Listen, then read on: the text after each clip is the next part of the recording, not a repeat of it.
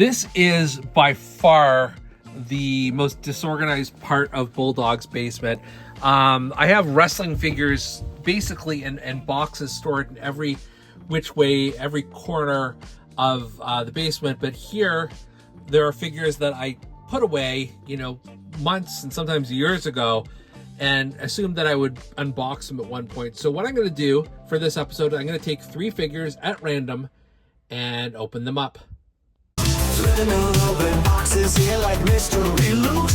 Wrestling heroes stand tall with their masks so cute. Canadian Bulldog, he's the man with the plan. Unboxing those legends like nobody can. Dusty shows that come alive with every rip and tear. Hawking Macho Man is a thumper back there. Packaging's popping and the figures are locked. Wrestling memories will run the clock. Bulldogs unboxings, yeah, the treasures unfold. Memories from the ring, painted in gold. Figures in the spotlight, heroes of the night. Wrestling merchandise, making it alright. Canadian Bulldog from Wrestling Merchandise and Memories. That's merchandiseandmemories.com. And welcome to a random ass edition of Bulldog's Unboxings. As I mentioned at the outset, I just went through the closet and picked 3 figures at random. Really didn't think about it, just sort of picked them and brought them out here. So unless you actually have read the description, you don't know what figures are here. So we'll go from the top of the pile. And these are, again, figures that I have been storing, in some cases for months, in some cases for years. And I always said, at one point I would do an unboxing episode of these figures and just never got around to it. So here we go. The very first figure we've got here is WWE Network Spotlight of Finn Balor. And I must have purchased this on the secondary market because I can see it's the price tag is sort of there. I think I may have seen this at an antique market actually at some point. So WWE Network Spotlight, I believe, was a line that was unique to Toys R Us when Toys R Us was in the US. It's only in Canada right now as far as I know. And I don't know if this is a particular moment this is capturing. I know actually this is an NXT Finn Balor, if memory serves, just like based on the outfit he's got. So without further ado, let's crack open this WWE Network Spotlight edition of the Demon Finn Balor. The base figure to this Finn Balor is pretty damn cool. You almost forget about the time where, every NXT takeover or whatever, he went all out with the face paint and the body paint. And I'm trying to remember what this signifies, what this outfit signifies, because this wasn't the usual Demon Finn Balor. Maybe by the time I've published this, I'll have figured it out. But there is just loads of color here. If you look at almost like Venom-esque pattern on here. And then he's got the blue and red and black all over. And then he's got this brown jacket. He's got a hairpiece, which I believe is removable. Let's check that out.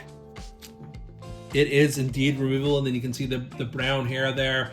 You've got a little bit of a different look that way, but it is a very badass face scan.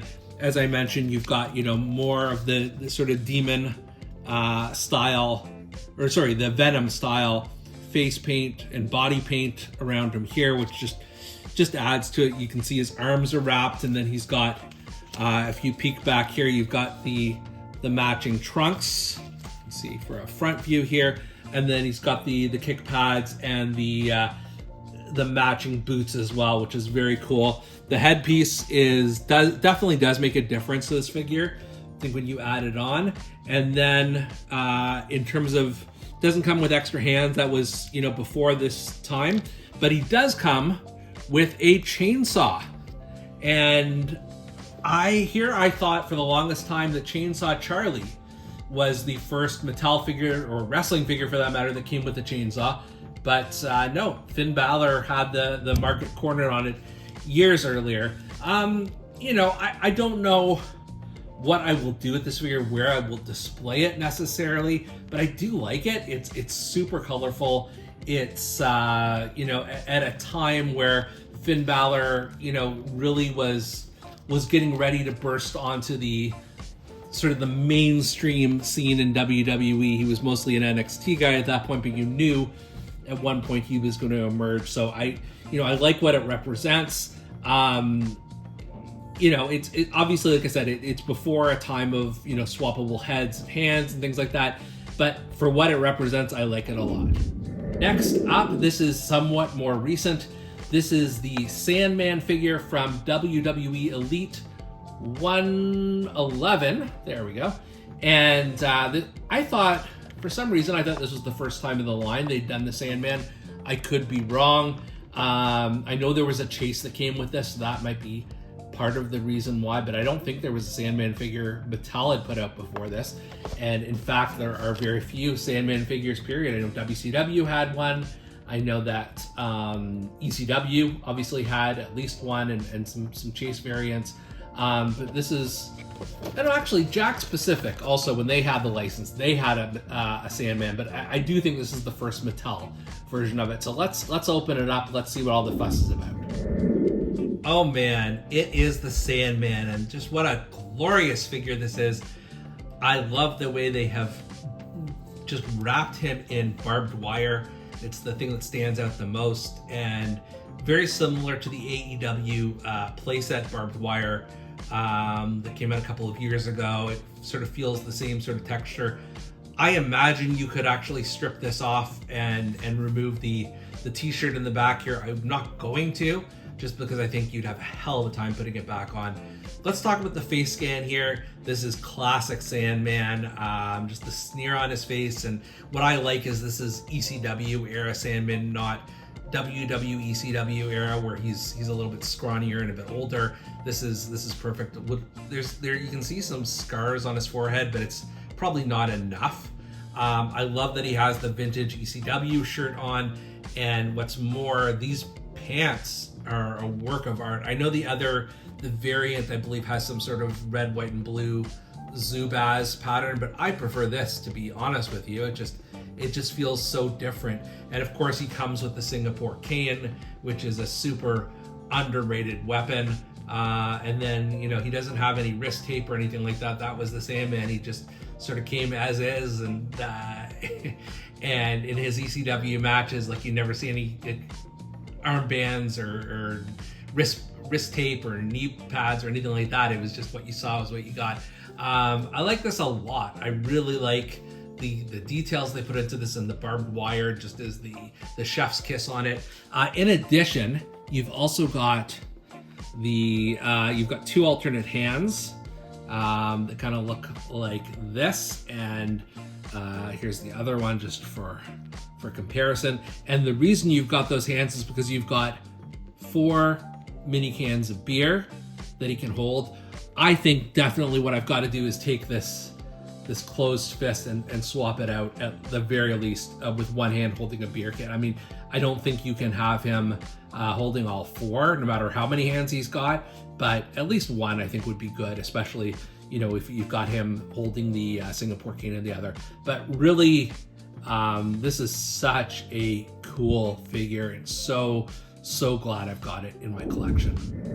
Last but not least, we have got the Fiend Bray Wyatt from Series 92, and this is, of course, the Burnt Fiend, the very short-lived persona when he returned at WrestleMania to face Randy Orton, and he had been, you know, burnt to a crisp. Not talked about a lot because, I mean, first of all, the match was pretty damn awful, but I'm so glad that they do have a figure version of this, especially with Bray Wyatt's passing, you know, in years after this. And then you've got the image of it here on the back. And then it says, even after being set ablaze by Randy Orton, the Fiend returned from the ashes to exact his revenge on the Viper. And just to show some of the other figures from this set, this is definitely a few years old, just looking by some of the other folks on here. All right, let's open up the Burnt Fiend. Oh man, what a great figure this is. I've had this sitting in my closet for literally a few years now, and I don't know why I didn't open it earlier, to be perfectly honest with you. you know, because we didn't get a very good look at the Fiend at that WrestleMania, you don't really know what he was supposed to look like. It was all, you know, super dark and everything like that. Obviously, this is what he did look like, and they wanted to turn it into figure form. So he's, you know, he's got the alternate clothing, obviously, but just look at the face here, how it's sort of melted and burnt, and even on his arms and his hands, and just little things like, we just lost it. There we go. Instead of saying hurt and heal, it says Al and on there, because his gloves have been burnt away. What a nice touch. They obviously put so much love into the Fiend character. It's appropriate that they had at least one action figure for this. You can see the shirt sort of peeking out here, and then just a different version of his pants, and the Bray Wyatt boots. And I love the expression that not only his face has, but that his hands are sort of covering his ears as though to, like, don't look at me, I'm hideous, that kind of an expression, which is so cool. However, you do have an option here if you want to swap out his hands. He's got with the and the Al, just more C grip variety. Let's say you want to have him, you know, wielding that hammer or something like that. Of course, this is not going to let me focus, but just trust. There you go. This says Al, and the other one says I'm in awe of this. This is a work of art. This is just really cool. And again, I don't know why I waited so long to unbox this, but this is a must keep to me. 3 very different and random figures. It's hard to pick a best of, a worst of this, because they're all, you know, very different things. I think with Finn, it's a niche look for him, a good look, but just, you know, more of a deep cut. And then the Sandman is just more that iconic ECW look. You can see I swapped out one of the hands and have him crushing a beer can against his head, which is cool. And then, you know, also a deep cut, I would say, is the Fiend, but just such an artistic, detailed look at him that you may not get otherwise. They're all really good figures, and like I said, I chose these all at random, but I think, you know, I made some good picks here today. And for Bulldog's Unboxings, I'm Canadian Bulldog. We'll see you next time. Flipping open boxes here like mystery loot. Wrestling heroes stand tall with their masks so cute. Canadian Bulldog, he's the man with the plan. Unboxing those legends like nobody can.